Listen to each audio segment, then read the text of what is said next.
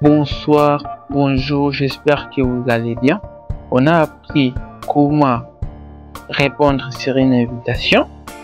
Maintenant, ici, quand tu inventes, ici je viens là, j'actualise, ça me donne ici les invités qui ont accepté. Vous voyez ici, on est 50% des invités qui ont accepté. C'est D, donc c'est 50 sur 100%. Ici, on se voit les statistiques complètes. Si on se voit, voilà un peu. Alors, les jours de l'événement où j'explique d'abord, je viens là, j'explique d'abord si liste des invités. Ici, on voit que les statuts a changé, accepté.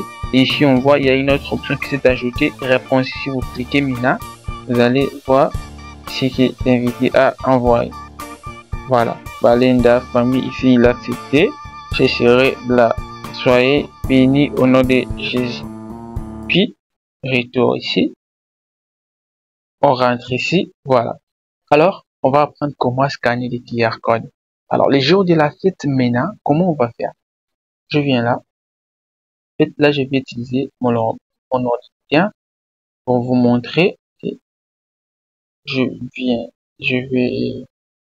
viens là. Ce que je vais faire, je vais lancer l'application de scannage de QR code comme ça. Et ça en bas, et ça. Là, c'est l'invité qui va vous montrer ça. Et il suffit juste de mettre les téléphones d'ici. Et voilà.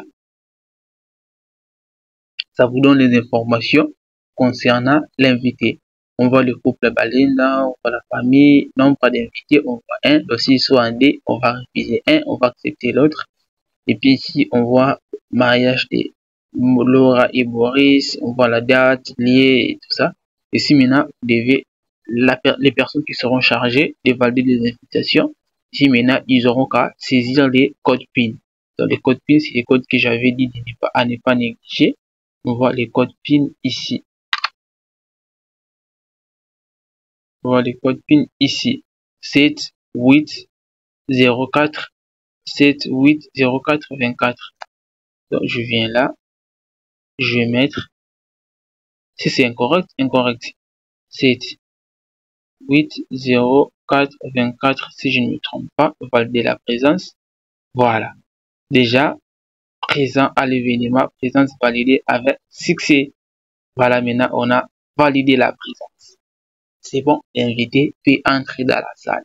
Dans les cas où l'invité envoie l'invitation à une autre personne, prenons un exemple comme si notre personne venait avec les mêmes invitations. Je viens là, j'actualise, je scanne, je lance. Vous voyez qu'est-ce que ça veut dire? Vous voyez ici, cet invité est déjà enregistré, présent à l'événement, dont la personne n'a plus accès.